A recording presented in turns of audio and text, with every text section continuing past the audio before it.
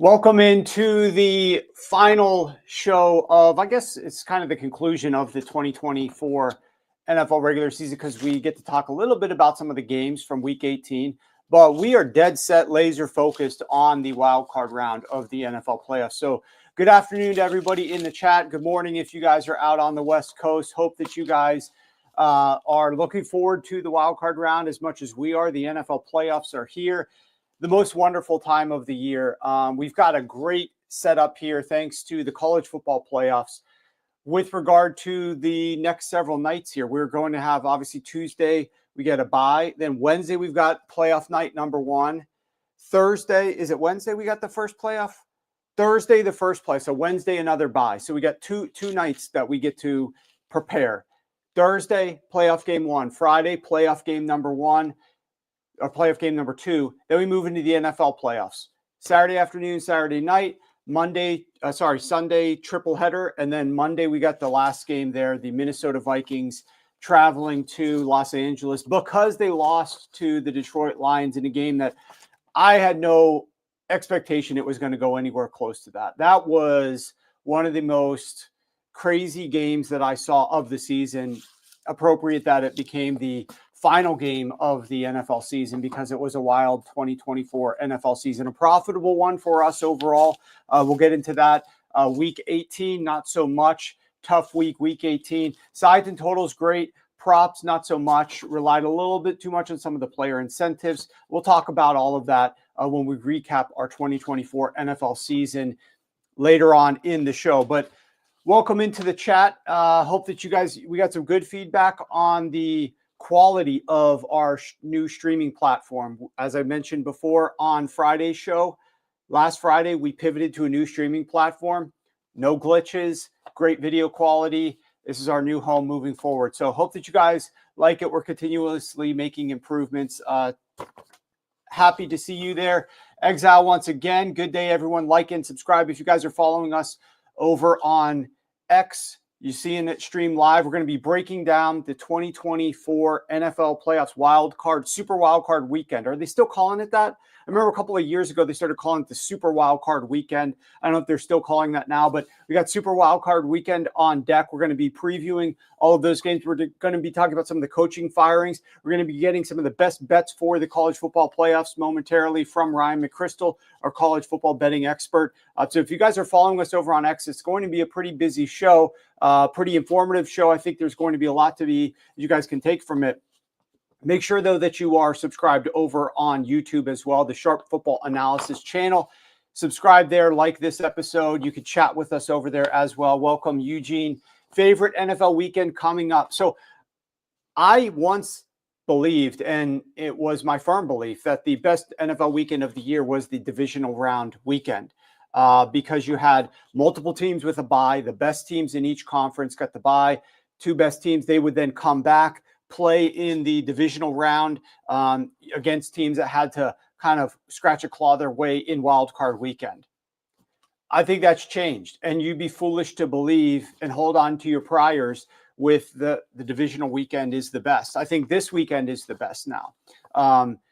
As much as it pains me, I like the way that the NFL set it up with the 2 on Saturday, the 3 on Sunday, the 1 on Monday Night Football. I like the fact that you have a team like the Buffalo Bills that has to play this weekend. The number 2 seed, Philadelphia Eagles, have to play this weekend. They don't get buys. So you've got these teams that were good teams that now have to play this weekend. So we've got better overall quality football. We've got a great layout from a scheduling perspective. It's a great week to be an NFL fan, in my opinion. And then you got the college football playoffs here wrapped into this weekend. It's just a great time to be a fan of football and betting on football because there's lots every single day. You've got a big game that matters. Loser goes home. A lot of opportunity to bet on props. Prop market is wide open. We're going to be digging into that as well. Brian says, here we go, Jim. Here we go, Jim. Can't wait to see it, Jim. A little Tony Romo touch there, I believe. DM Penn's Tomlin's clock management. We're actually, I railroaded the Pittsburgh Steelers enough and Mike Tomlin in the past enough. If he does it again, we'll get on his case again, but absolutely, I still hold on to that belief as well firmly. Tyler says new streaming platform worked great. Bottom text boxes looks much better in my opinion. So that's great to hear as well. Production value is definitely better on the new platform. That's great. Great to hear. Appreciate that, guys. Okay, so as I kind of already ran down, but we're going to start with some of the coaching fires and then potential hirings. Let's start talking about the first topic.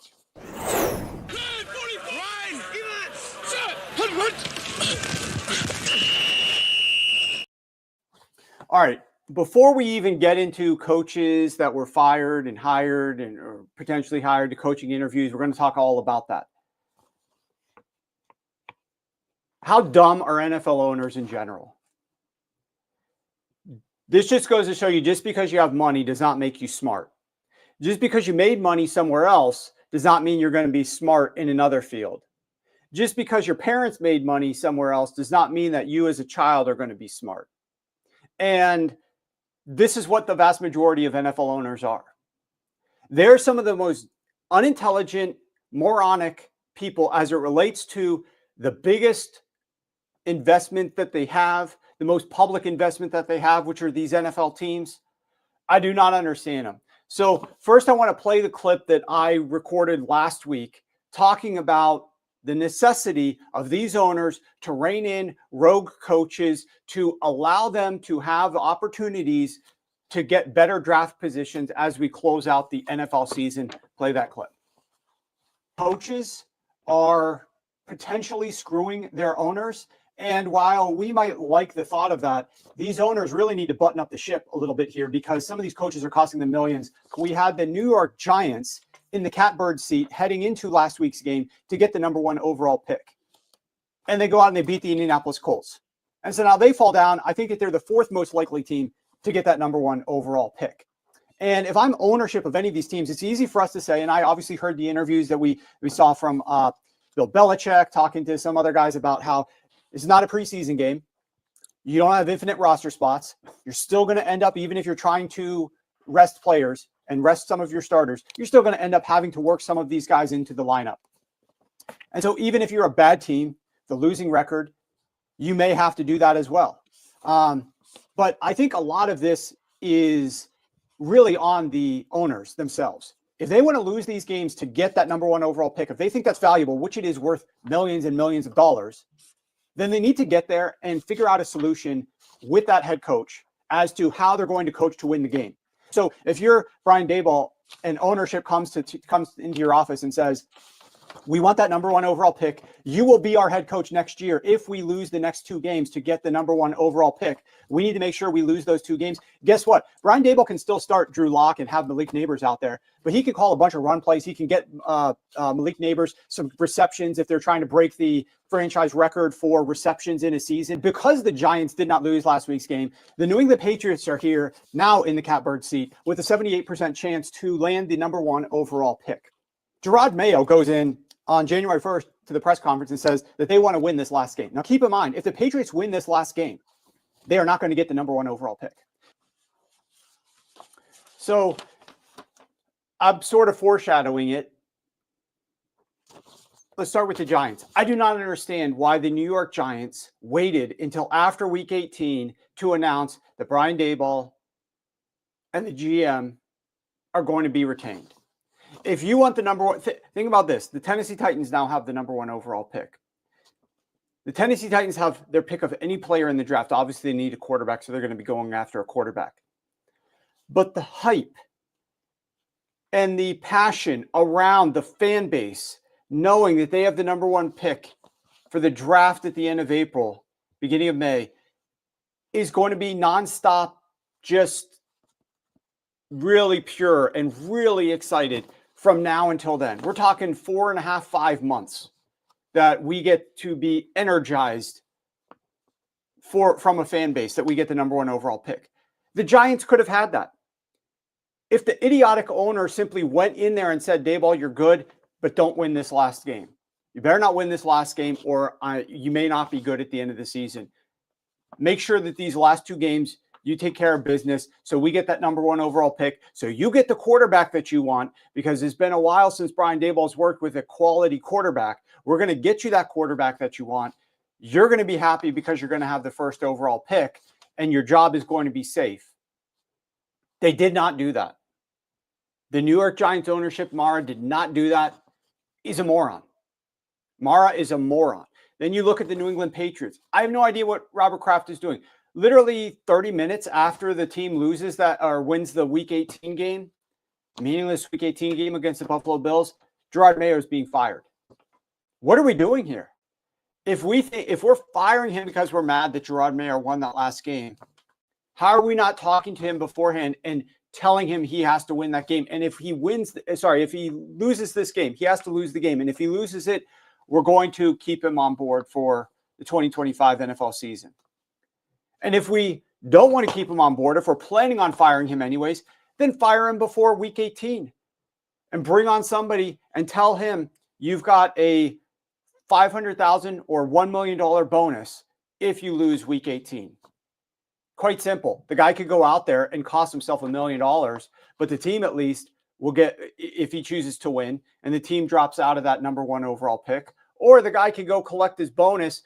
And I saw some people, I tweeted about this on Sunday during the games about how idiotic the Crafts were with not taking care of business from an ownership perspective beforehand.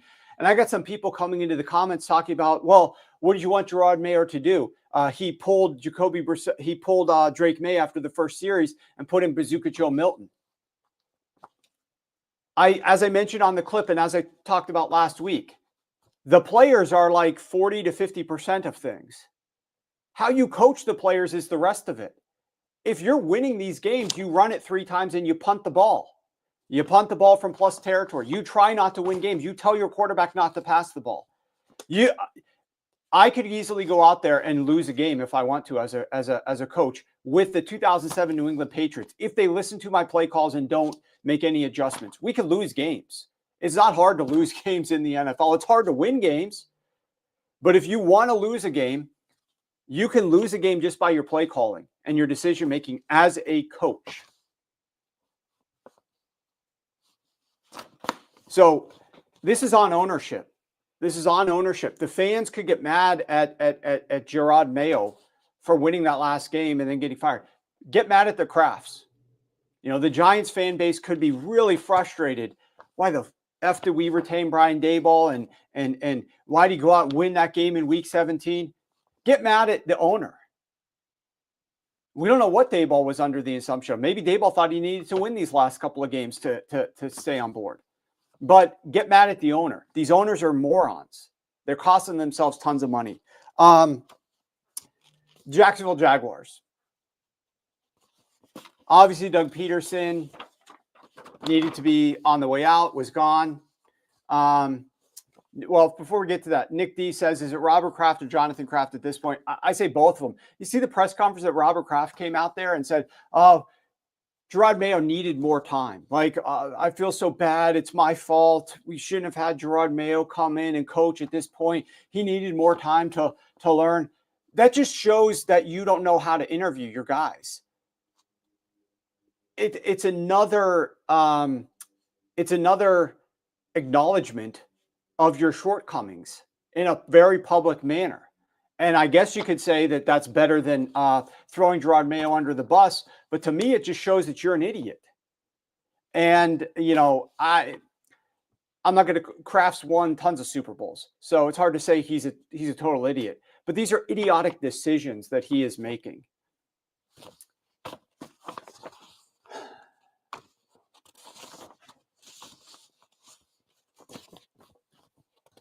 I don't know why the Jaguars didn't fire Trent Baalke as well. What owner is going to want to come? What coach is going to want to come in there? They ran into this problem the last time around. Trent Baalke clearly stinks. He's not a good GM. The Jaguars are not a good team. I think Shad Khan came out and said, "Well, we need to be a little bit more creative. Our creativity. We need to be. We're too predictable. We have to be less predictable." Yeah, that's the only problem that you have. It's not that your team doesn't have great players. It's that you need to be less predictable. I mean, I don't understand why you would keep Trent Baalke there. It's going to hurt your ability to land the key coach that you need. Those are the two big ones, Mayo and Doug Peterson with the Patriots and the Jacksonville Jaguars. We already knew all these other coaches that were fired previously, and they're all looking to hire new coaches. So you look at like a team like the Chicago Bears, have their list printed out of like guys that they're going out to interview. I believe Balky does have some party tapes of the cons or something. I don't know. He's got some sort of blackmail on those guys for being able to be that inept at his job. And think about this: if you guys, everybody has different jobs. If you guys were as inept at whatever your job is as Balky is at his, you'd be fired. If you were as inept at your job as these owners are at running these NFL teams, you would be fired within a year. I would be fired. I would fire myself from what I'm doing if that was inept. I've always said if there comes a time when I am no longer successful at handicapping and betting on NFL games, I would quit. I would rather I can find other things to do. Not being braggadocious here, pretty smart guy. There's other things that I could easily do other than sit here for hours and hours and hours each day, handicapping games and betting on games. I keep doing it because I'm successful and I'm winning money and I'm helping other people win money. And so I love doing it. But if ever came a time that I was not good at it, I would just stop doing it. I wouldn't keep doing it. It takes up so much time. And if it's barely, I'll talk about this later, but anybody out there who does this as a professional, I'm sure there are some of you guys that are listening, you can attest, it's barely worth doing it knowing the money you make because of how difficult it is to do. The hours, the stress, the time that you put into it, the aging that it causes your body, your hair going gray, you're getting out of shape, you're getting out of weight. It's a rough thing to do.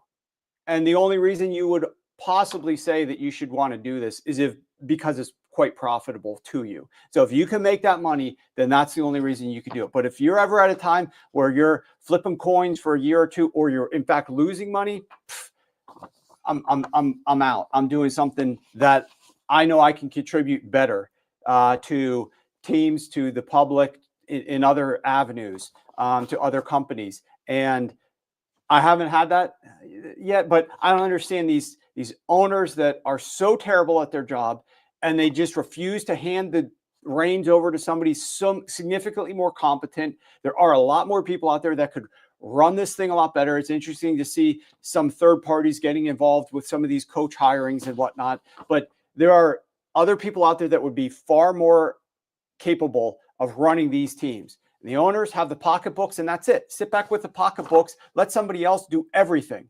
You don't even have a say. You just watch.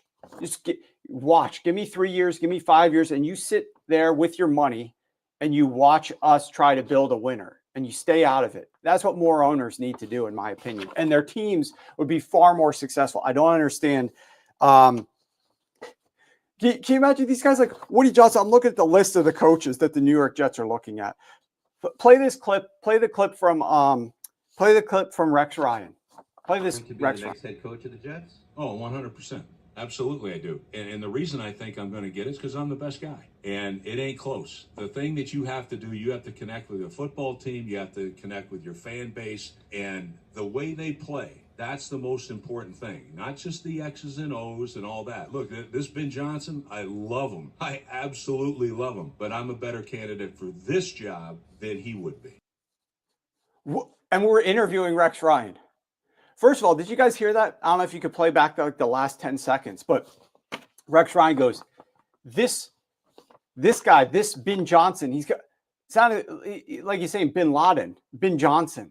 His name is Ben Johnson, and he's not this guy. He's one of the hottest coaching candidates. Rex Ryan's like, oh, the X's and O's, whatever, but you got to connect with the team, and I can do it better than this Ben Johnson. It's like, and they're actually taking that seriously and interviewing Rex Ryan.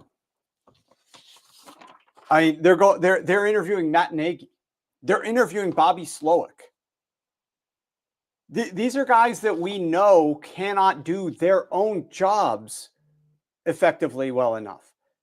And we think we should put them in New York City and have them run the entire New York Jets franchise as the head coach in charge of a ton of.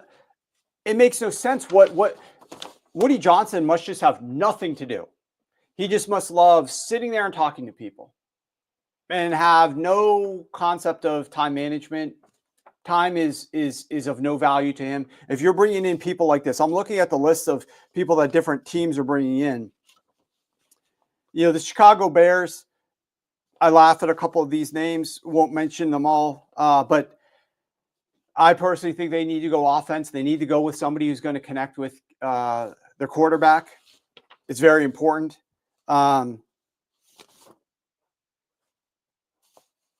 I like the initial list of the Jacksonville Jaguars. I'm looking at the list here that I'm seeing. Maybe some new people have added names to this list. Ben Johnson, Rex, not Ben Johnson. Ben Johnson, Liam Cohen, and Joe Brady. Those are three of the names, all offensive coordinators that the Jacksonville Jaguars have on their list. I don't see anybody else on their list. That's a great list. You would have to give Ben Johnson a ton of money, though, to go to Jacksonville and work with Trent Baalke. Who in their right mind is going to do that? We already saw Ben Johnson turn down coaching positions last year because it wasn't a perfect fit. There is no way that he's going to say, yeah, sure, Trent Baalke, you be my GM here. No way. So what are we doing here? What are we doing here, Jacksonville? Retaining Trent Baalke makes no sense at all to me to do that. So there's some good candidates here for all of these teams. I'm going to be really interested to see how this process plays out. We're going to hear rumors over the next several days about who's close, who might be up, and I'm going to look forward to weighing in on those on X, and maybe if there's anybody hired by Friday, we'll touch on that. But right now, it's just rumors. I don't think that there were any firings that were unjust.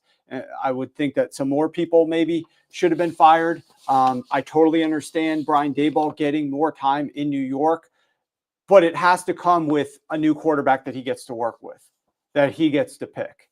I think it's safe to say, and I've said on the show months ago, that Josh Allen isn't Josh Allen right now if he wasn't working with Brian Daboll, and that offense isn't where it is right now if they weren't working with Brian Daboll. And so I think Brian Daboll could help whatever new quarterback comes into play here. I think it helped Brian Daboll that Bill Belichick took a job in college because now there was no pressure to hire Belichick in New York. So we shall see how that ends up going.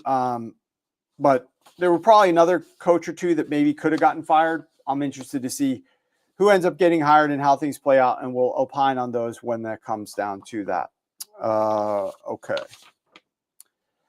All right, let's get into the college football playoffs before we touch on the NFL playoffs. And for that, we're first going to discuss the Notre Dame Penn State game. Now, this game right now is Thursday night in Miami, outdoors, blocked off from the wind. I think the weather is going to be pretty good. No weather issues, no rain for this one. Right now, Notre Dame is laying 2.5 points.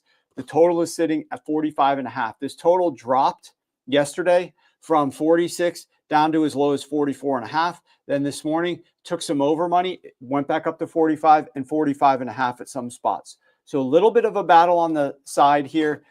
This game opened at 1.5 in favor of Notre Dame and has now moved up to 2.5 in favor of Notre Dame. Notre Dame obviously had to deal with the delay in their game start last week. Penn State had one of the earlier games last week. So Penn State has a little bit more time here, but Notre Dame still, in my opinion, has plenty of time to not have that situation be quite as impactful for them in this game. I don't think it's a big deal. I think it was tough for both of those teams last week, Georgia and Notre Dame, but I think that in this game, I don't think it's much of a factor that you should incorporate into your handicap.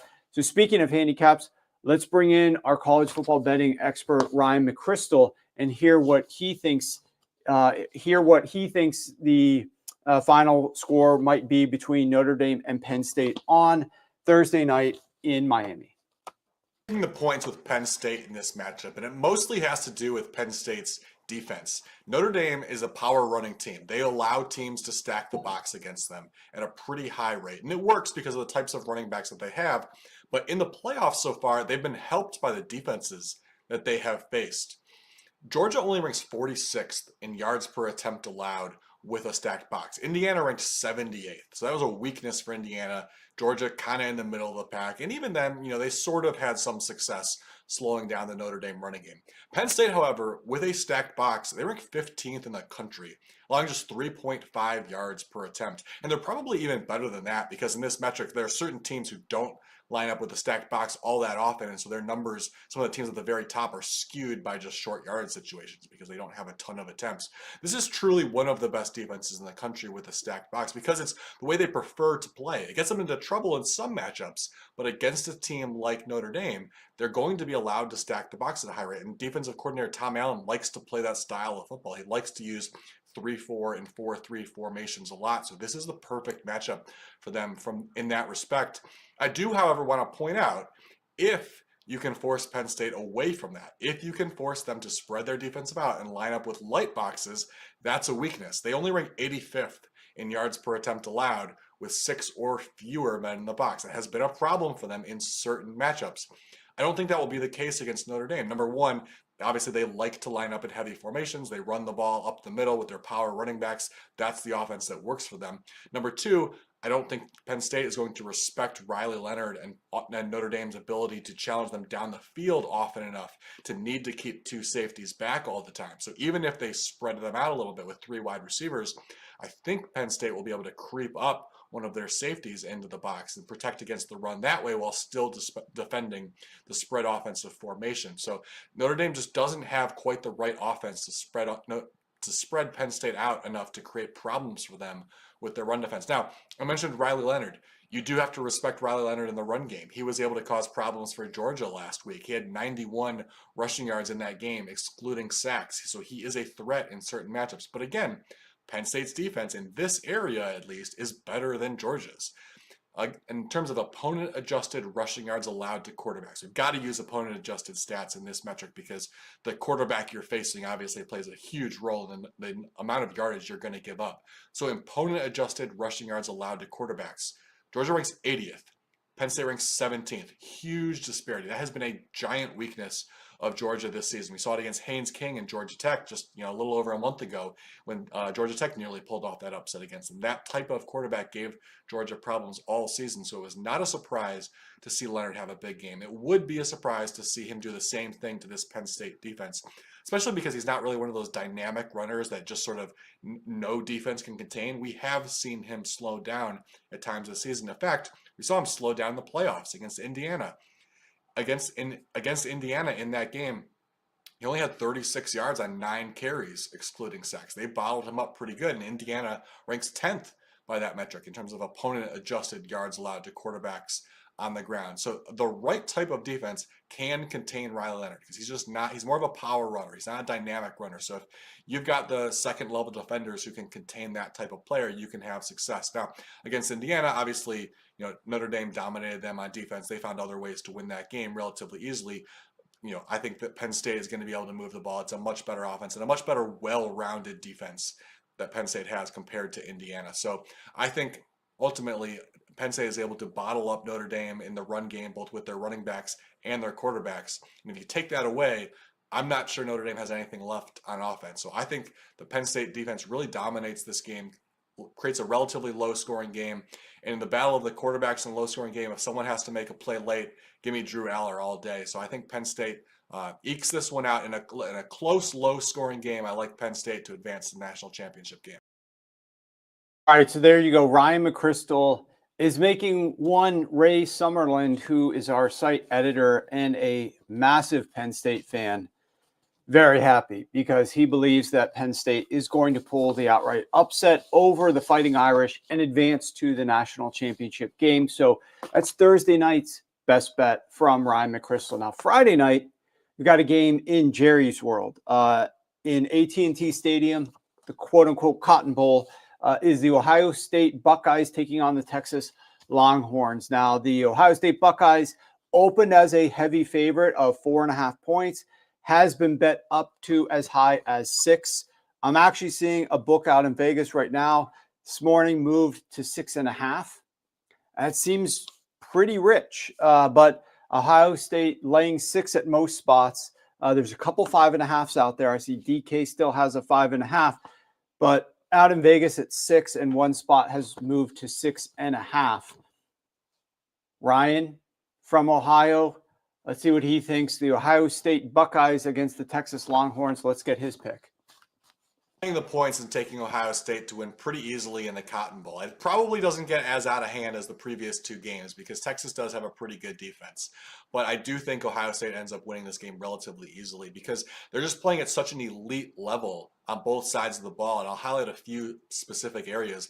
First, we got to start with the passing attack, obviously, because that's where the highlights have come from. Jeremiah Smith and Emeka Egbuka have been playing phenomenal. And Will Howard has been a huge part of that. He now leads the nation in completion rate at 15 or more yards downfield, and he's 12 of 17 at that depth in the playoff. That's just a ridiculous level to be completing downfield passes, especially going up against good defenses like Tennessee and Oregon. These are not the cupcakes of Ohio State's schedule, some of the lower level teams in the Big Ten. These are good defenses that they are just carving up downfield.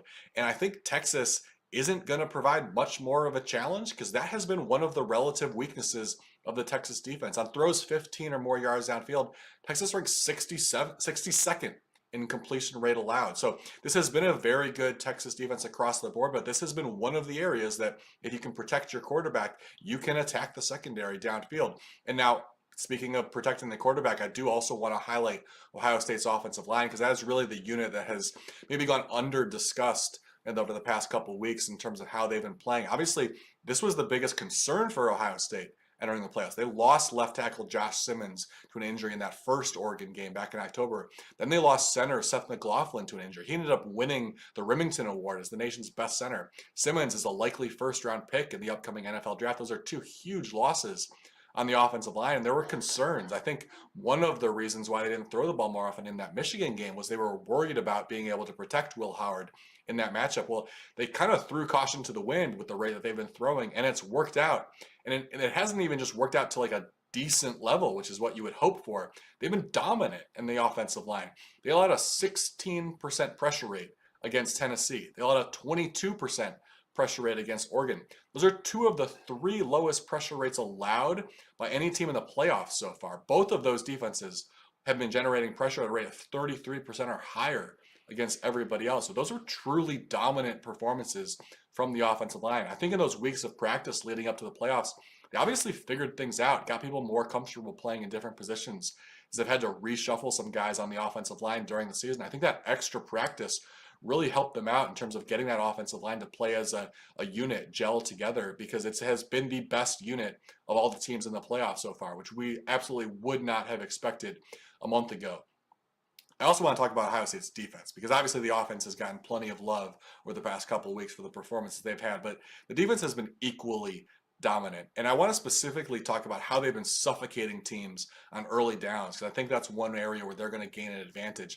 Ohio State ranks 10th in the nation in 3rd and long rate this year. They're forcing teams into 3rd and 7 or longer on 29% of their set of downs. That was a big factor in that Oregon game in terms of them forcing Oregon into some 3-and-outs early in the game, was contributed to just snowballing because Oregon just wasn't able to generate any kind of momentum to keep their defense off the field, which has allowed Ohio State to just keep pouring it on in that first half. They forced Oregon into 10 third and long situations in that game. Oregon was averaging just 4.2 per game all season long. A 10 was obviously their highest number on the season. And I think Ohio State can keep that up against Texas because, again, this is one of the areas that's been a weakness for the Longhorn. It's a bad matchup for Texas because there's just too many of these areas where one of their weaknesses matches up with an Ohio State strength. The Longhorns only rank 51st in 3rd and long avoidance.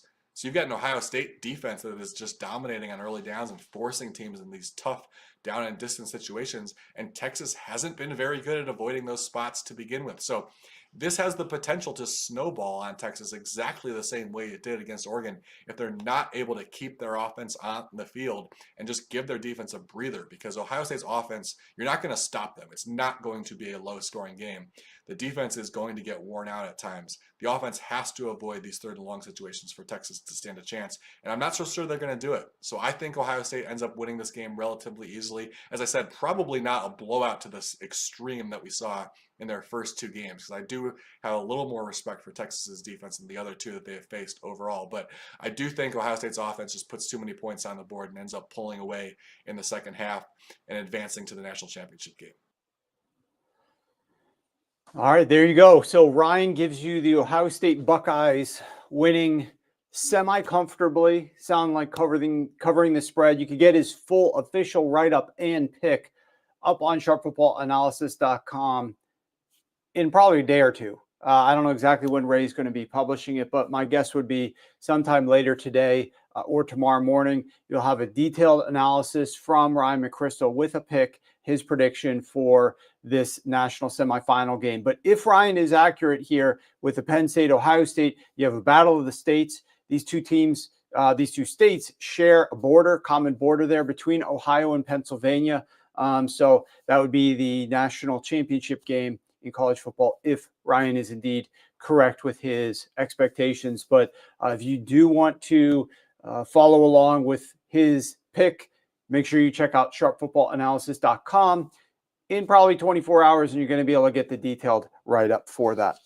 Okay, let us see here what we should go to next. Haters Nightmare.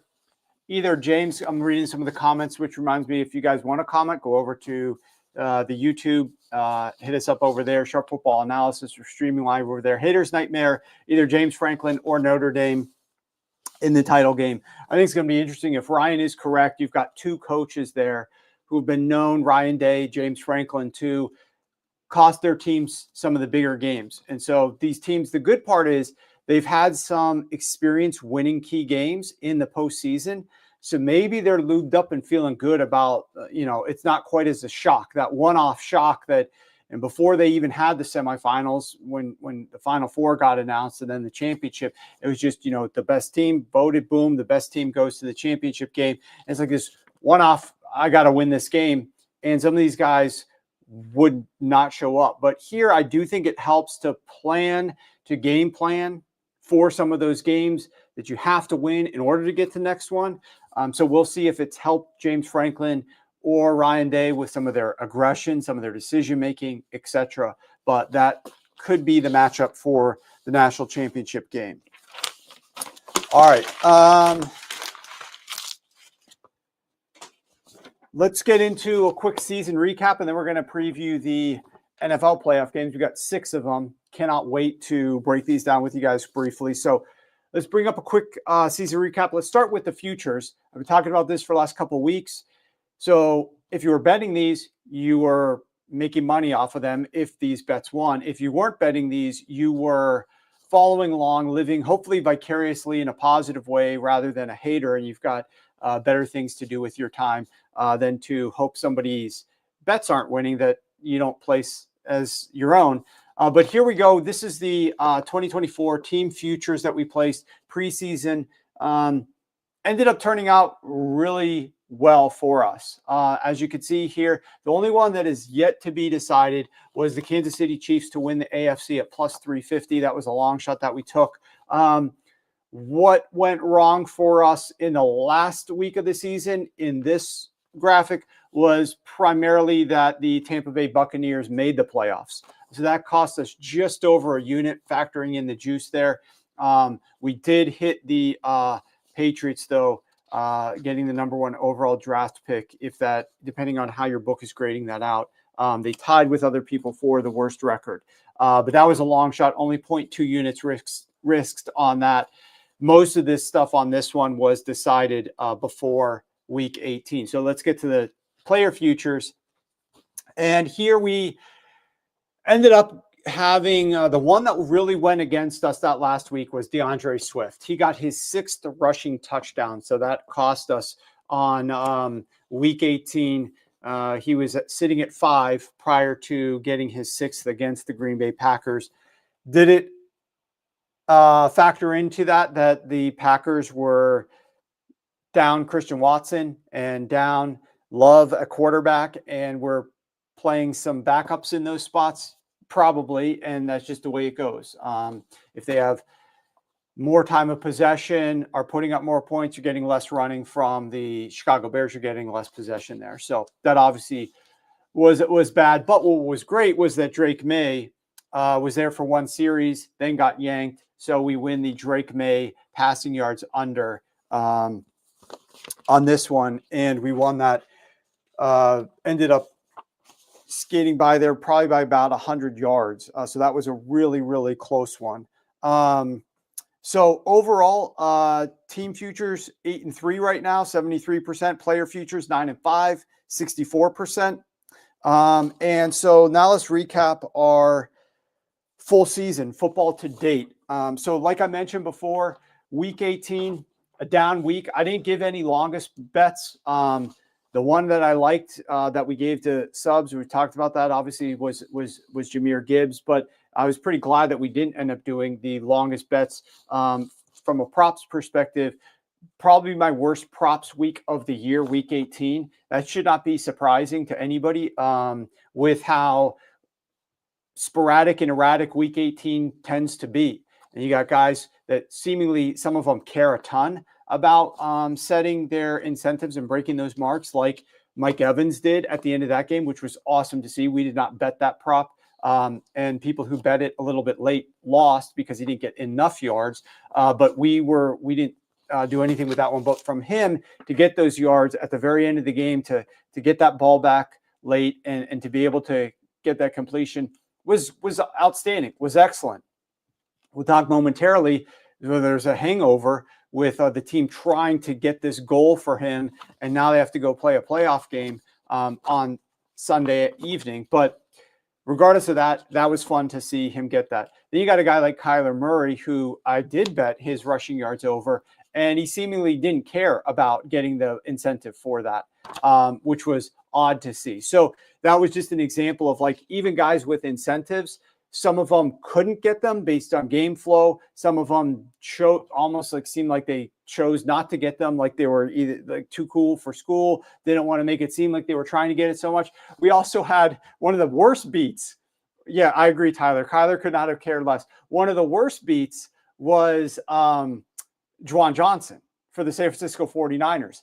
I swear, I think it was Murphy Bunting who was going up against him. So Kyle Shanahan knew that Juwan Johnson needed to Jennings, not Johnson, Juwan Jennings for the San Francisco 49ers needed, I want to say, like 70 some yards to hit 1,000 and reach his incentive. So I want to say in the first half, he had like 50 yards, but I believe it was late in the first half. I believe the DB he was going up against, Murphy Bunting, also probably knew that Johnson had this incentive. I'm coming out of left field with this take, but they go and get into a big scrap led by Murphy Bunting, just taking him down, throwing him to the ground, pulling at his face mask. The refs break it up, issue personal fouls. And the very next play, which wasn't even a pass to the receiver, Jennings, Murphy Bunting does it again. And they both get ejected. And Juwan Jennings should have cooled off a little bit, should have tried not to escalate it. But at the same time, a guy's like literally fighting you, grabbing your face mask. What are you supposed to do? Just get thrown around like a rag doll? He probably went a little bit too far. But with what he ended up doing as well, he got tossed. And so, boom, he lost his ability to reach his incentive. He would have easily gotten those yards. So that was a bummer that he got tossed. For him more than us. Cost me several $100s, but cost him a lot more than that. But so that was probably like the worst week from props. But our elevated props this year went 104 and 65. Let's back up before we get to that. Overall this year, 537 wins, 393 losses, 58%. if that sounds like a lot of bets, that is. And if it sounds like that's pretty impressive to hit 58% on over 900 bets in a football season, college, pro, props combined, but we're not counting like minus 200, minus 300. We really bet none of those. That is extremely impressive, which is why at the end of everything to this point in time, we're sitting here January 7th, a $100 better is up $15,655 if you are on board for everything that we do, which I hope that you are. I think that if you weren't this year, maybe you make the decision to do so next year. But if you're talking futures, if you're talking props, if you're talking NFL, if you're talking college, we won across all of those. If you bought individual packages this year, you bought props only, you bought college football only, etc. You brought futures only. You won on all the stuff individually. We went 4-1 in NFL at the end of the season. We won in the NFL only as well. It wasn't our best NFL season, but as I kind of mentioned to you guys, now from a totals perspective, totals were great. We went 26-11 on the computer totals, which is 70%. That continues to be the bread and butter staple. But I think that I mentioned this, and then I mentioned it to subs as well throughout the course of the season. We just were finding better opportunities to attack some of the thought processes about our projections of these games through the prop market this year than we were from the betting market. And every year it's going to be unique and different. This year, I could tell you that it was a really interesting season. There was far less confirmation, myself and some of the guys that I work with in our betting group, to try to come up with some of our bets pre-flop. There was just far less confirmation. When there is confirmation, those bets tended to win. But there was a lot less confirmation this year for whatever reason. And you saw that in the market. It wasn't just with what we were doing from a releases perspective.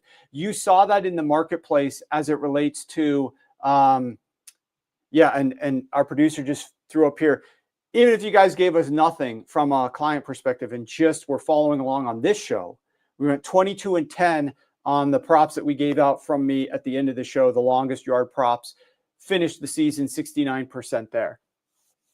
But it was a very interesting season in that with little confirmation internally within our group, that you also saw that in the market externally as well. You would see a line get bet to the over and then get bet to the under. You would see a favorite get bet up and then get bet down.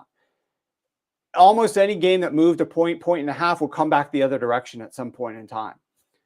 There were some games that even moved really strongly that came back. There was very few games from a side perspective, from a total perspective, unless there was like a massive player injury or sickness that happened, where a line just went out of control, where clearly the books were wrong in this line and all the groups agreed and bet it, and there was really very little buyback. That just simply did not happen very much this year, which was rare and unique to this season compared to seasons prior.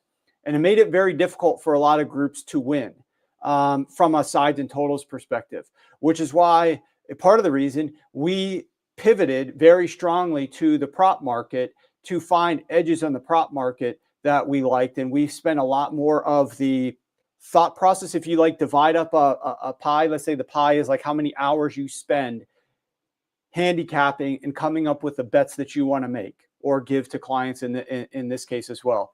In years past, props would have been a smaller portion of that pie, of that total time commitment.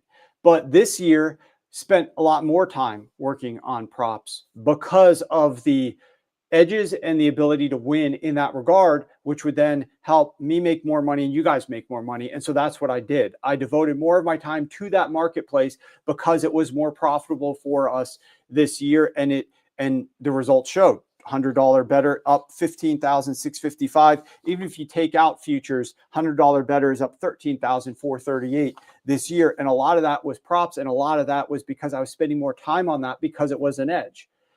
You will, if you've been with me for several years, you know, and even if you were just handicapping the games on your own and betting these games on your own, one lesson that I think you should take is you have a thought process and a strategy entering the season as to what you think might happen and how you think these games might go, and you start betting these games in a certain way.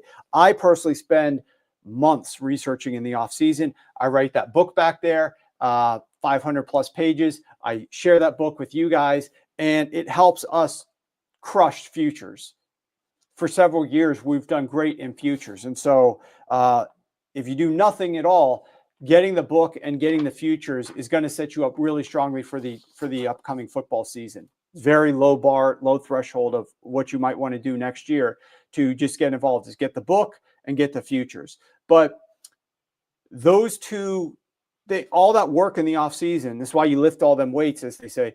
All that work in the offseason gets you ready for the regular season, but you have to be ready to pivot to what you think is working best for you at the beginning of the season. During that COVID year, we started playing a ton of overs.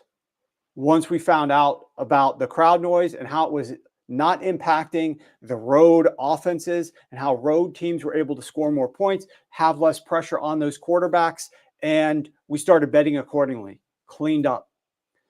The next year pivoted back towards more unders in terms of inflation.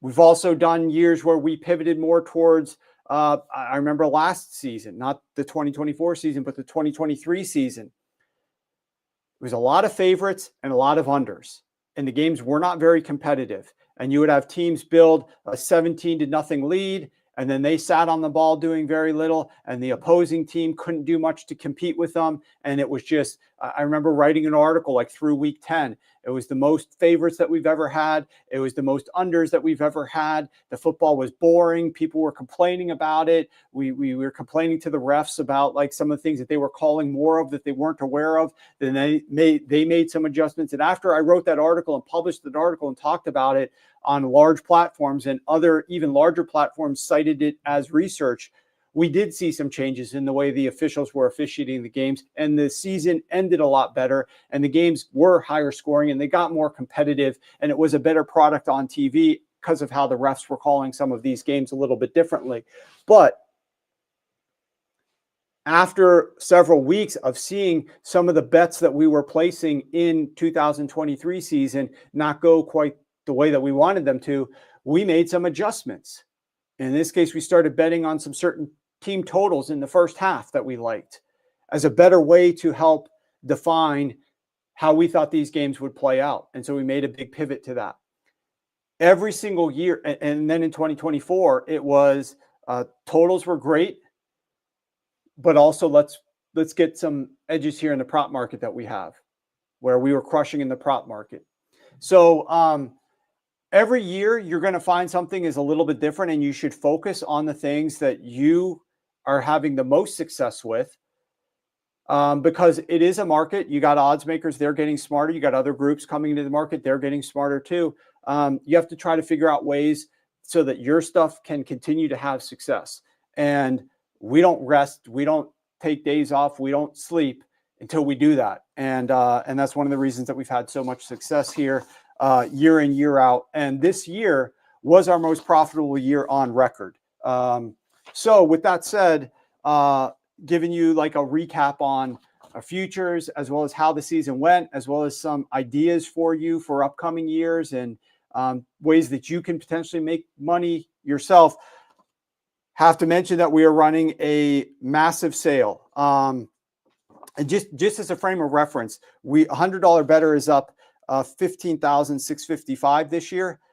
Last year, $100 better at this very moment was up $8,148, which was great. That was a great $100 better beating up over $8,000 is outstanding, which just goes to show you how much better we are doing this year. But what we're doing for you guys this year, we're doing two things right now. You can use the code SHOW250 and get $250 off our postseason package. And you'll get thrown in the postseason playoff games for this round. You'll get the championship game. You'll get some props from the championship game, college football. You'll get all of the NFL playoffs. I've already released one game with a write-up for the wild card round games, and everything that we do through the Super Bowl, which includes a 50-page PDF that's going to help you with props and everything else. If you don't want to invest in that package, which is going to be by far the best bang for your buck, the last week that we are doing a weekly special, There's only one more week that we're doing it. We're not going to do one for the divisional round. We're not going to do one for the conference championship round. We're not doing one for the Super Bowl. This is the only week that we are going to be doing the final special. If you want to get in for a 1-week special, you can use code SHOW75 and it will get 75% off the weekly postseason package. And this will be the last week that we do it. So you will say, if you want to be with us through the Super Bowl, use Show 250 for sure. That will save you more money. But if you just want to get involved for this 1 week, you can use code SHOW75 to get 75% off this week, wildcard weekend, super wildcard weekend. Okay, Matt, let's start breaking down some of the wildcard games here.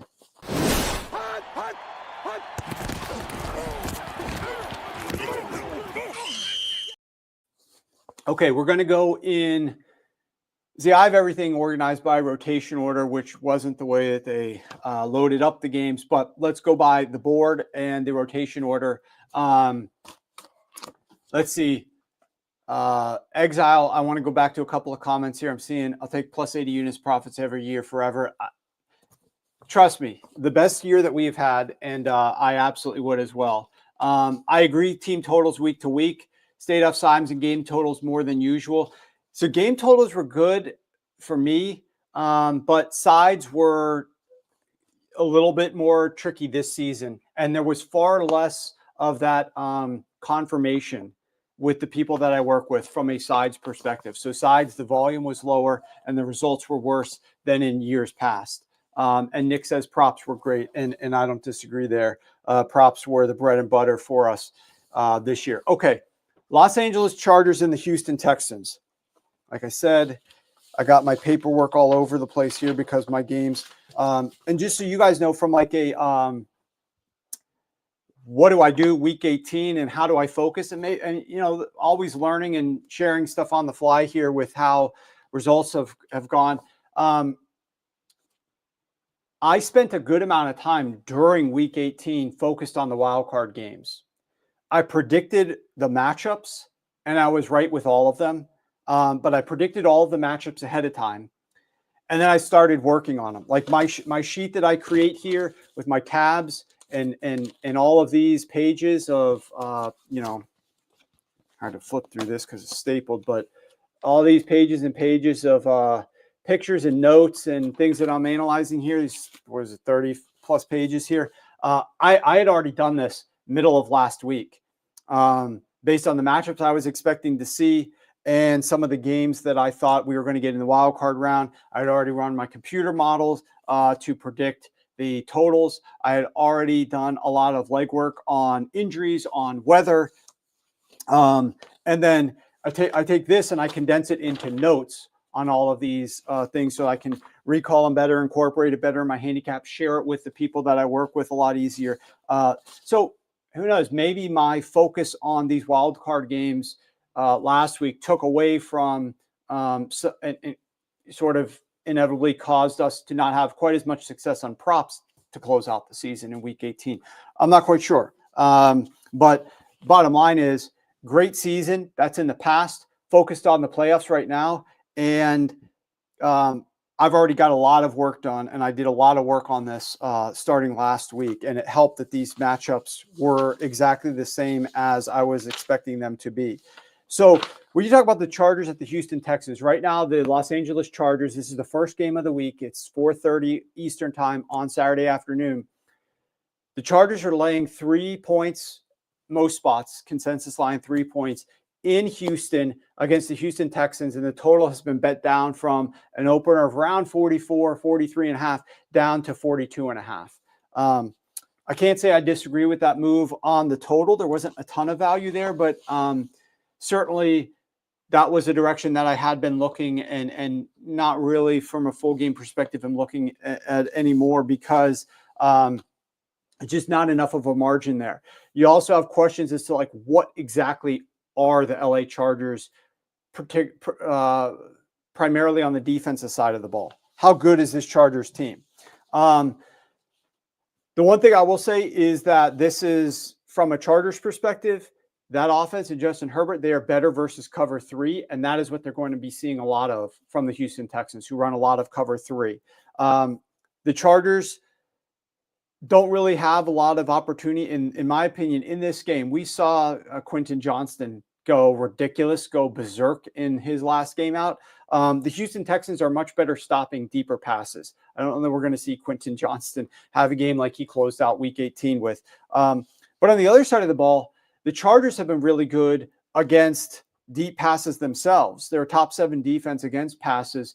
And if you want to, this is another like debate amongst people, and you can decide what you want to do, and whatever works for you, you can go with it. And I'm not going to necessarily say you'd be absolutely 100% wrong, but I personally don't care what some of these teams did the first month of the season. Now, I'm not going to weight that too heavily. I know it's a small sample size sport, but a lot of these teams, they've pivoted. They are playing more zone defense. They're playing more cover 3. They're playing more man maybe. They're blitzing more. They're blitzing less. I care more about what you're doing of late than what you did the first month of the season. So when you're looking at some of the numbers and the data, it's your choice how much you want to factor in there. I know some of you don't have access. You're not spending, $20K plus on data to break down and analyze like we do here at Sharp Football Analysis to be able to break some of these games down and parse out certain things that you don't want to factor in. And so you might be limited to be looking at the full season. But I like looking at stuff that's a little bit more relevant to what we might see in these particular games. So I think that this game is going to be a tight game. I'm worried about Bobby Slowick here. I think from a coaching perspective, there is a big coaching edge to the Chargers from a game planning and intent perspective. I think that they will come into this game with a better game plan. I think their quarterback is playing better.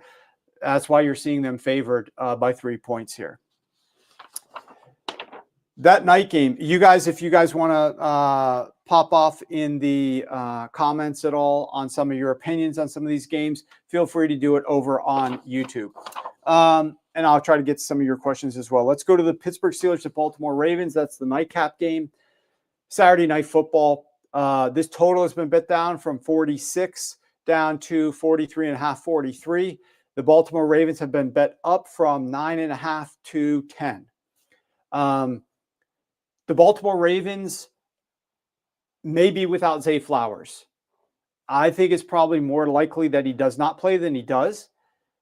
The Baltimore Ravens can't take any playoff game for granted, given the history that they've had in the postseason with Lamar Jackson. We all get that.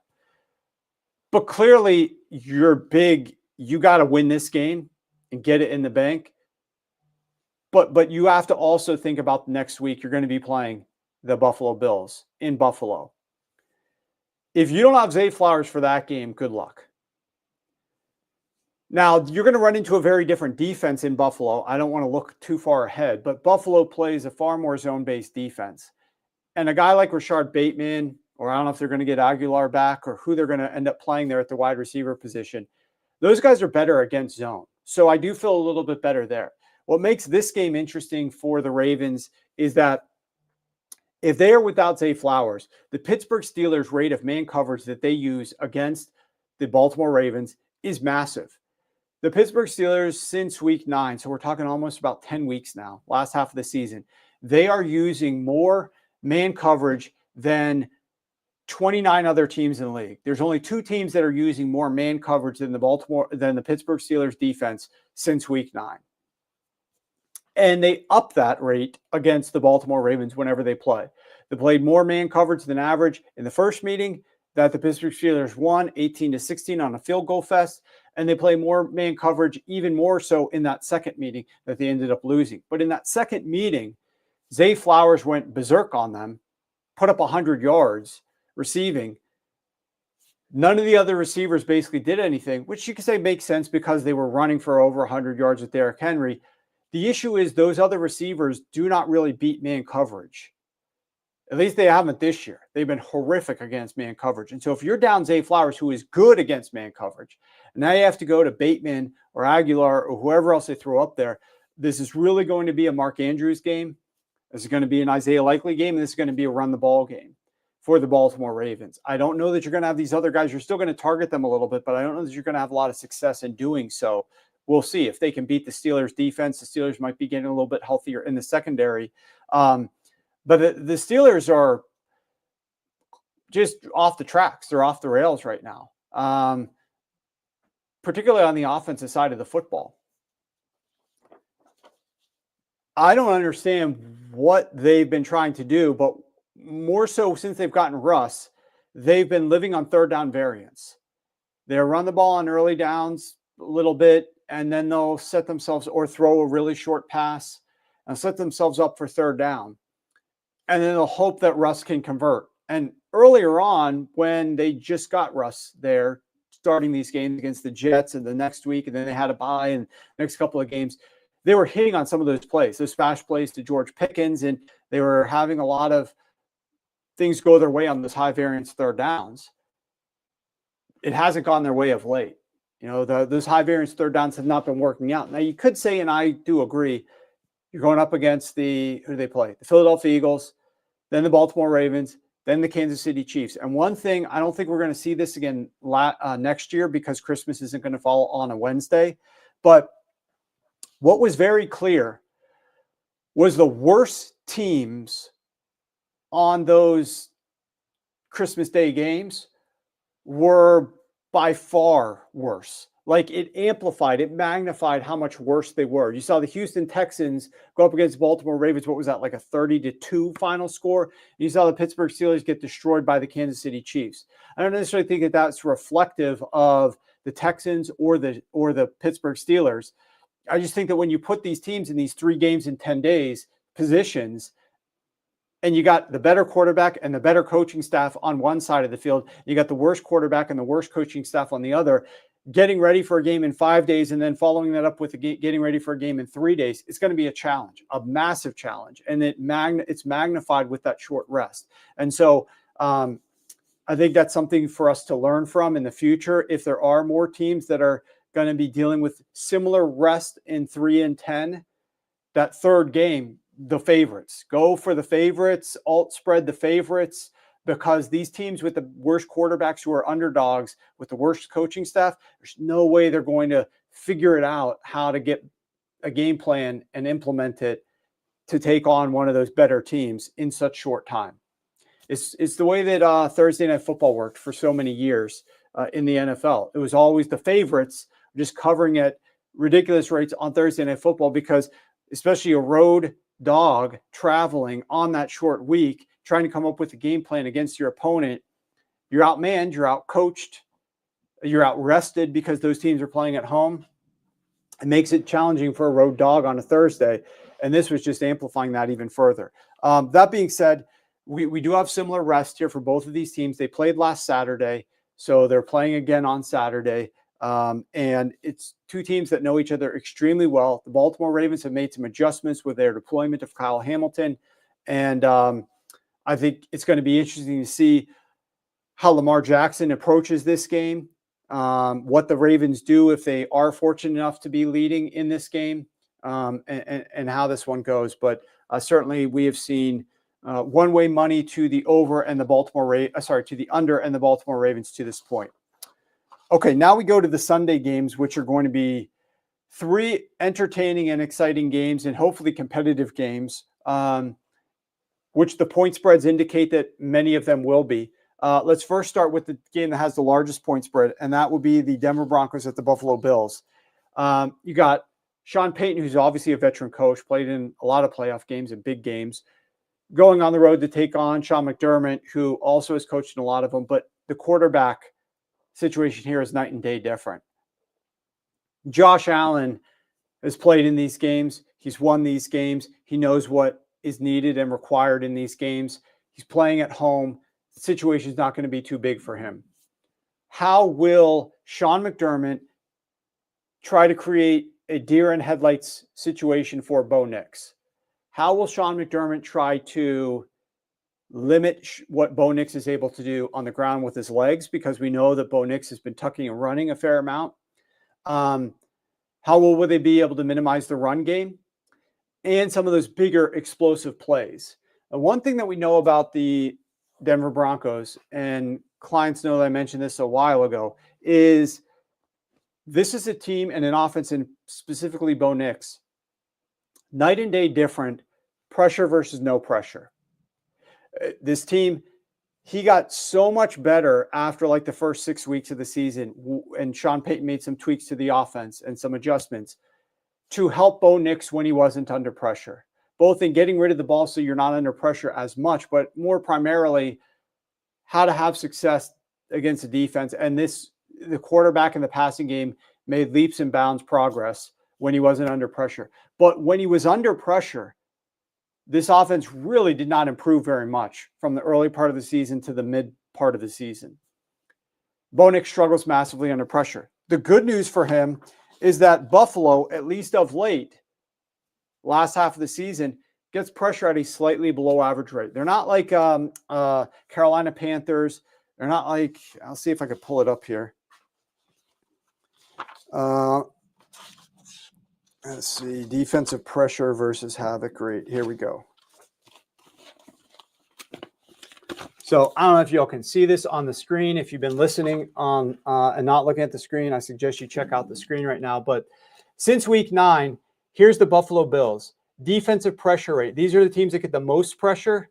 These are teams that get the least amount of pressure. And this is where the Buffalo Bills sit in terms of defensive pressure rate. This is havoc rate. So the teams that are creating the most havoc defensively are up here, which is, sacks, interceptions, tackles for loss, forced fumbles, interceptions, pass breakups, etc. That's what havoc is. So percentage of plays where you're inducing havoc, higher up here, lower down here, and defensive pressure rate. And you can see the Buffalo Bills, they're creating the least amount of havoc over the course of since week 9. And they have a below average pressure rate. So those are things that are good for Bo Nix. And that's a situation, that's an environment that Bo Nix could potentially operate the offense. Buffalo is good at putting a lid on things and keeping those explosive down. So I don't see Marvin Mims catching some of those deep balls. I don't know that Cortland Sutton is catching some of those deep balls against this Sean McDermott defense. But I also don't know that they're going to have a ton of success running the football. They already don't run the football really well. So this game's going to come down to how well Bo Nix is diagnosing that Sean McDermott defense, getting through his progressions, getting the ball out, and trying to create a little bit of yards after the catch by these receivers when Buffalo has the ball. When Denver has the ball. When Buffalo has the ball, this game, in my opinion, is going to come down to splash plays one way or another. Denver is very used to and accustomed to getting a lot of pressure and blitzing a lot. If I could pull them up here, here's another graphic to just show where they are. But Denver, let me point out with my highlighter here. Where are we at? This way. Denver's right here. You can sort of see them. They're right next to the Pittsburgh Steelers. This is pressure rate. These teams have the most pressure in the NFL. And then this is blitz rate. These teams blitz the most in the NFL. Again, this is since week 9. So Denver's right up there. Second highest pressure rate, 4th or 5th highest blitz rate. They're trying to come after you and create problems for you as a quarterback. We know that Josh Allen is not 100%. He's dealing with injuries on both sides of his body right now. His upper body, his arms, his throwing arm, his hand, his non-throwing hand, all this other crap. He's dealing with stuff. So he's going to have to combat that. But I see this game where there's a lot of swings when Buffalo has the ball. Either big plays for the offense in terms of big gains, or negative plays in terms of sacks, setting them behind the sticks, things that they're going to have to make up for, potentially forced fumbles there in the pocket with Josh Allen not being quite at 100% and the pressure getting to him.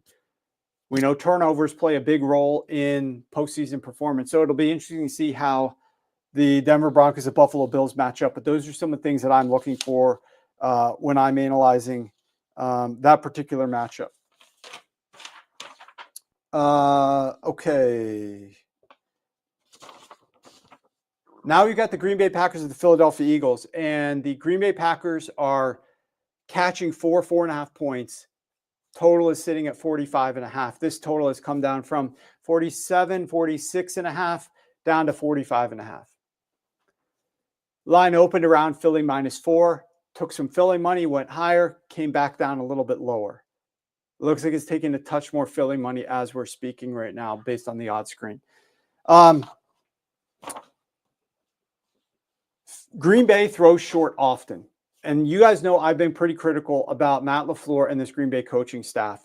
And they are now without Christian Watson, their field stretcher, their big play receiver. I think there's a problem for Green Bay here because their whole mentality with Josh Jacobs has been, we're going to come out and we're going to run the football. You know they're going to get the ball first. They're going to take the ball first, but they are going to come out with a more run-based approach if they do what they've done in the past. Philadelphia knows that. Vic Fangio knows that. You don't have your field stretcher. You don't have to fear quite as much. With the way that Jordan Love has been playing, now you also have the weird elbow funny bone situation on his throwing hand where he got knocked out last game. But let's pretend he's 100%, which I don't know if he is. Let's see what he does in practice. He doesn't start practice until tomorrow. And these games, keep in mind, these games on Saturday, their first day of practice is today. So you got Houston and the Chargers. We're going to get practice reports and injury statuses today. Same thing for Pittsburgh and Baltimore. But Philadelphia, Green Bay, they don't practice until tomorrow. I'm not quite sure what we're going to expect out of this Green Bay Packers offense here.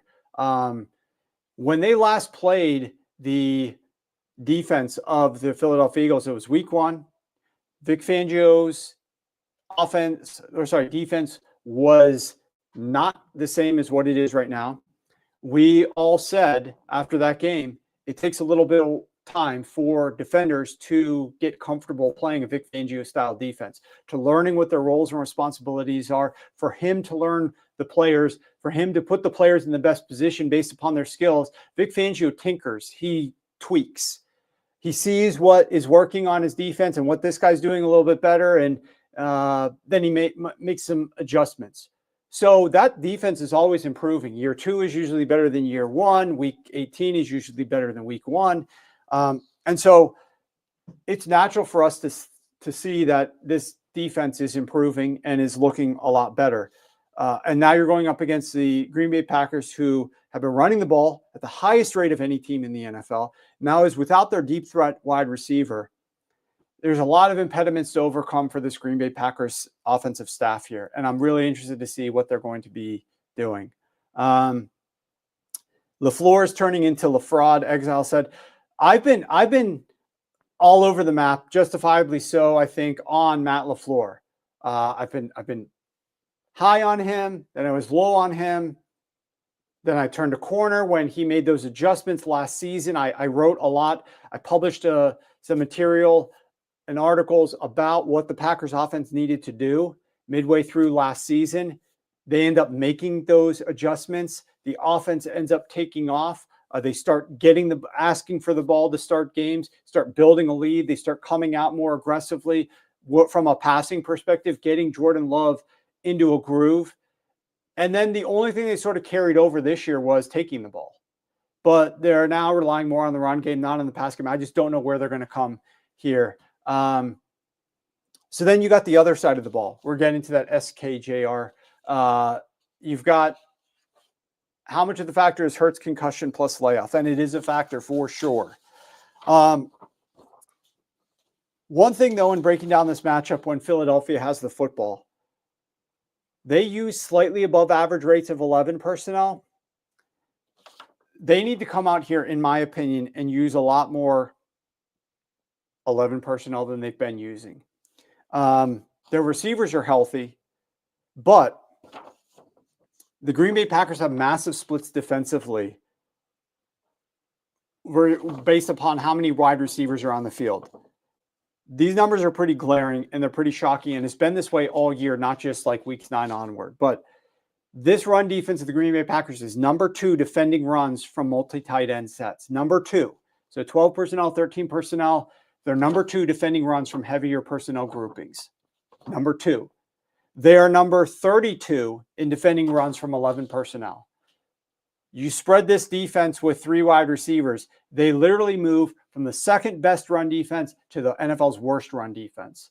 So Philadelphia needs to realize this and deploy more 11 personnel and let Saquon Barkley cook from that. So that would be a massive help for the Green Bay Pack, from the Philadelphia Eagles, particularly because we don't know how Jalen Hurts is going to rebound.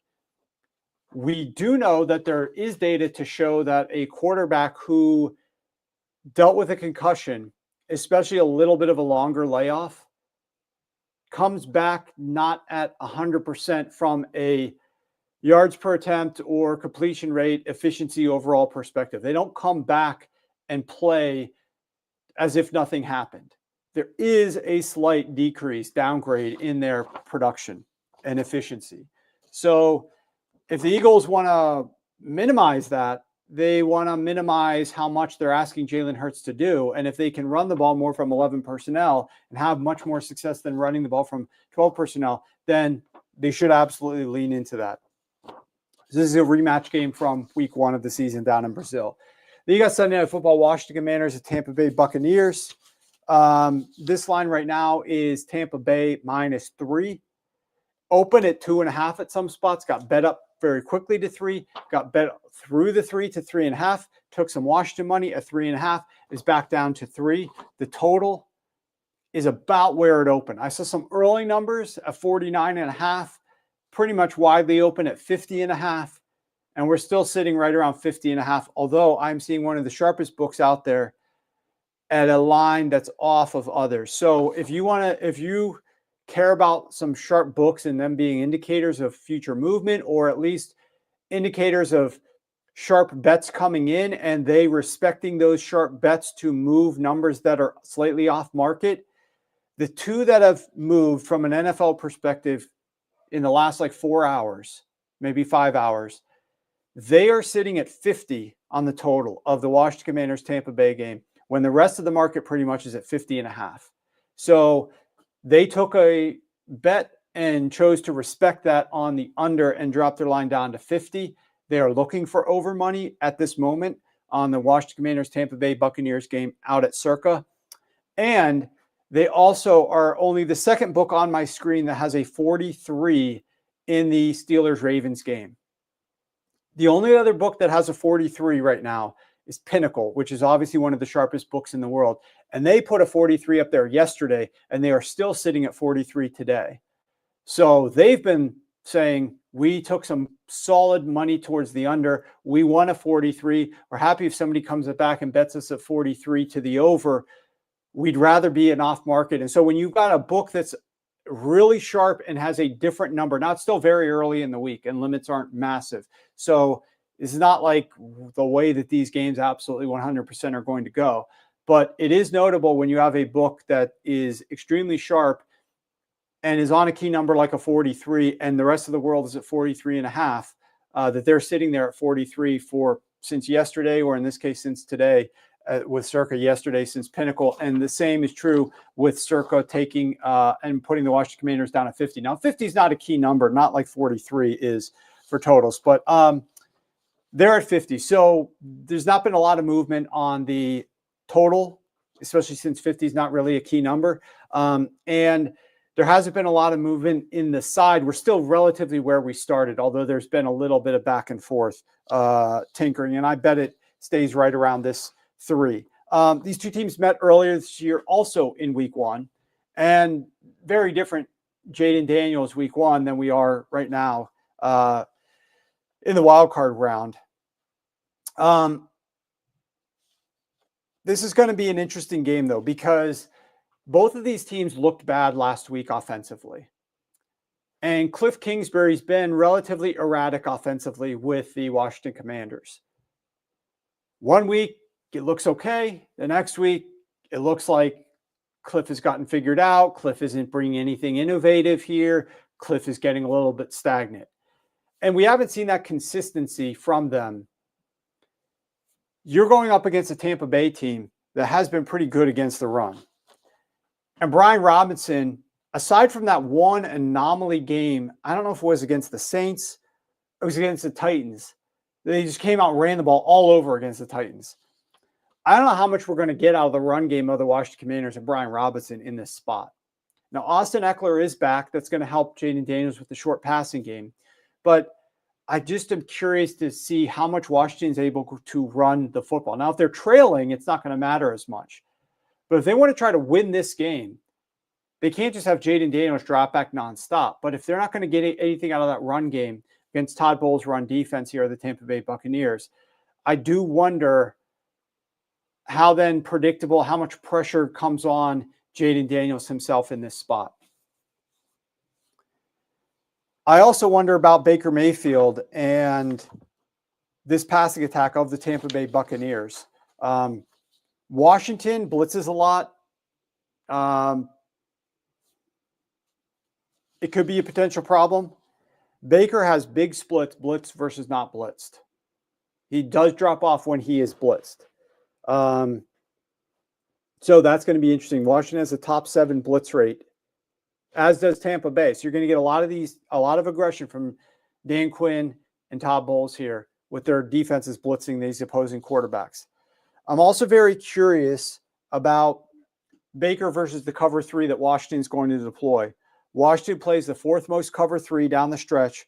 Tampa Bay has been much worse versus cover 3. But what's interesting is they played a lot of teams that play a lot of cover 3 on average. The Falcons, they played them twice. Those were earlier in the year, week 5 and week 8. They played the 5th most cover 3. The Carolina Panthers, they played them twice, week 13 and 17. They play the 6th most cover 3. The Raiders in week 14, the Raiders play the 8th most cover 3. San Francisco in week 10, San Francisco plays the most cover 3. So how well will Baker handle the cover 3 that Washington deploys? He has typically been worse against cover 3. So I'm interested to see that.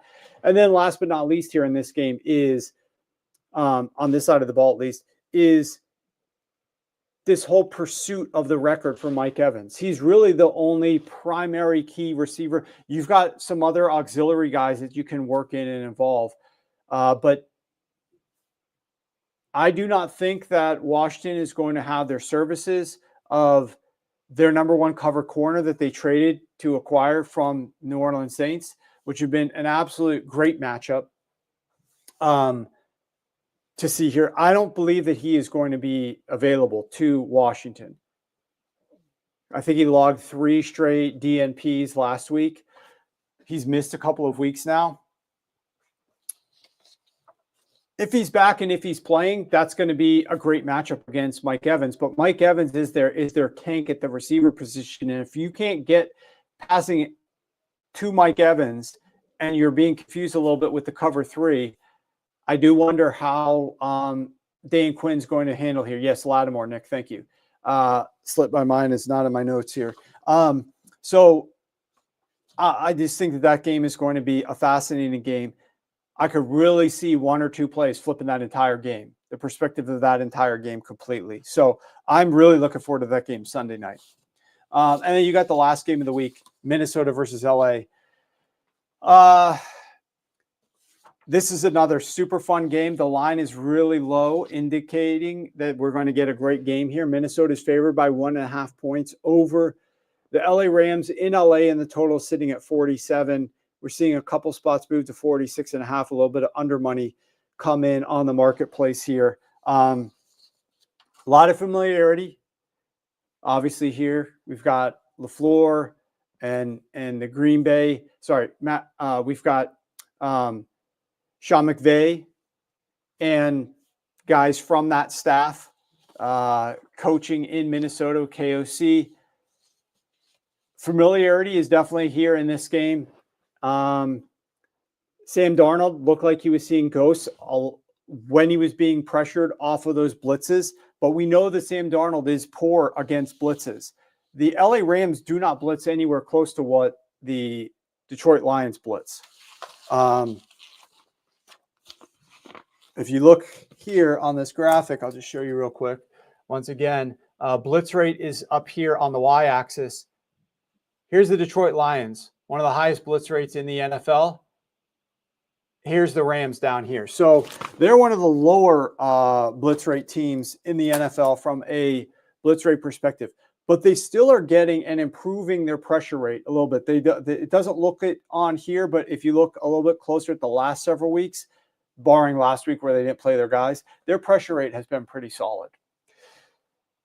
How well will that carry over to this game? How could they impact? I'm sure they had to be licking their chops watching the Lions and the pressure that they were getting against the Minnesota Vikings last week.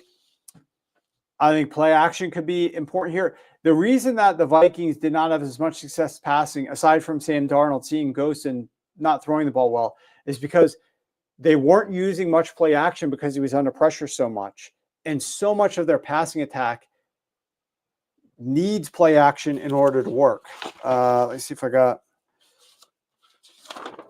one of these graphics here to show you.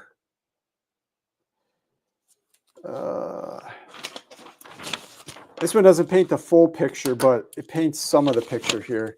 Where are we at here? Right here's the Minnesota Vikings EPA per play with play action versus without play action. And so they are far away from this this line that's cutting across here. In other words, they need more play action.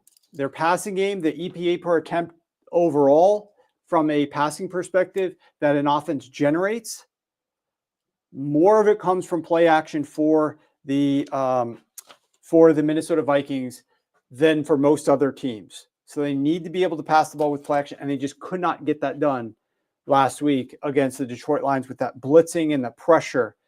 And so the question becomes, will they be able to this week against the LA Rams, who don't get quite as much pressure? And if they can get that play action game going, that offense will definitely look a lot better here.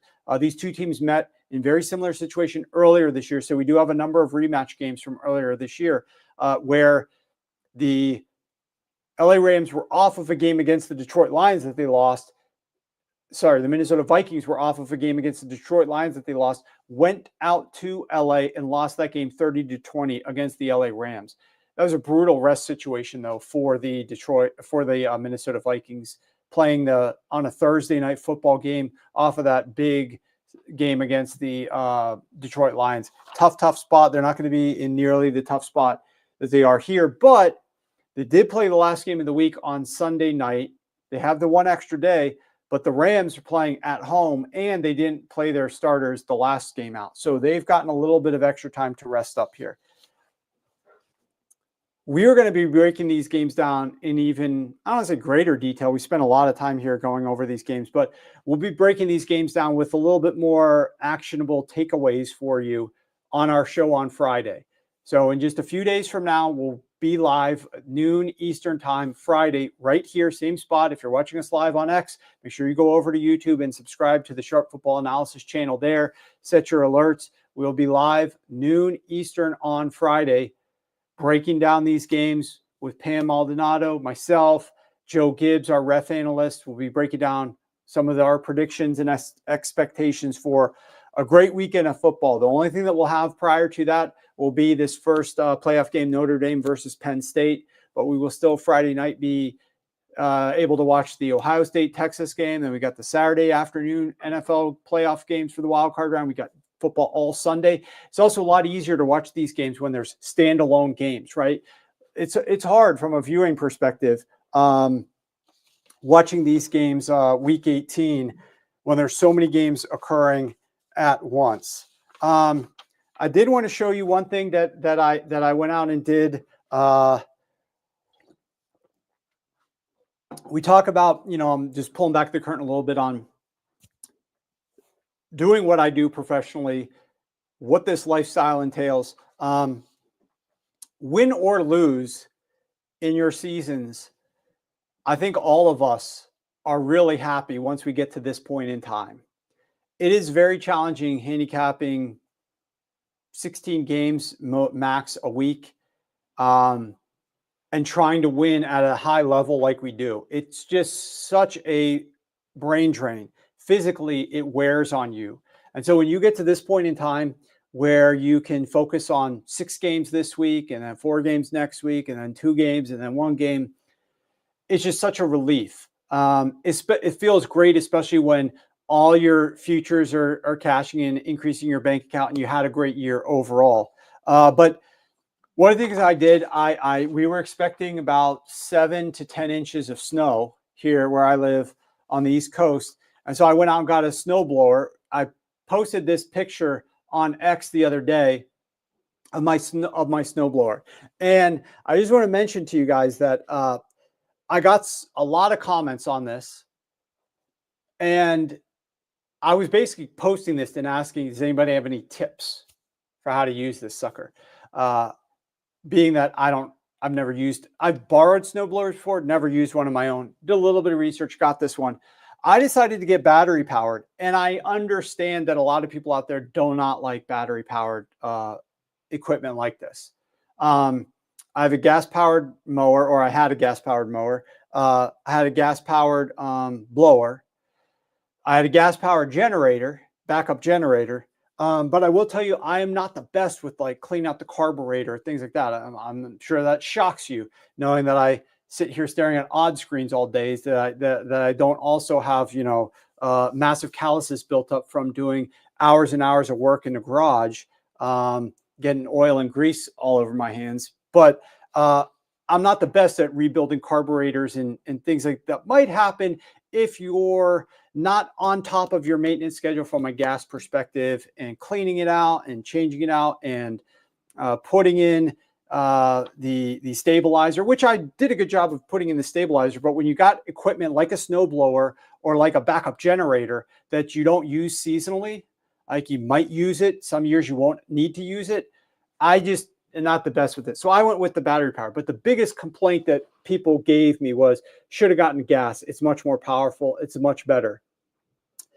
I won't disagree that it is more powerful. It is better. I thought about that. I also realized that where I live from a climate perspective, we do not get 12 plus inches 3 times a year, 4 times a year, storms like that. We get far less, and it's far less frequent.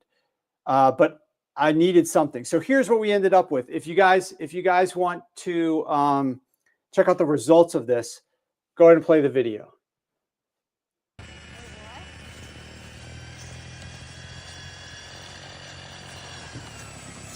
Here's the old Bertha in action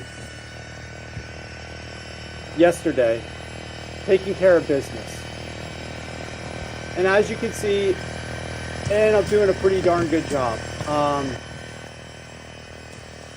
It served the purpose, and from a battery charge perspective, I didn't have to recharge it at all during the exploits yesterday.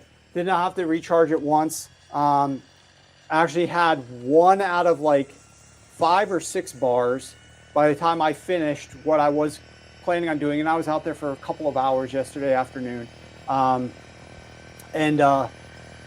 pretty satisfied with it. I'm going to go out there again and do a little bit more. But yeah, overall, the snowblower was a success despite it not being gas powered, and hopefully that will continue. Right there is about 6 inches. I think by the time some of it melted a little bit, there's about 6 inches. So again, if I was working with like 8 inches, 9 inches, 10 inches, probably would have needed to charge in between there.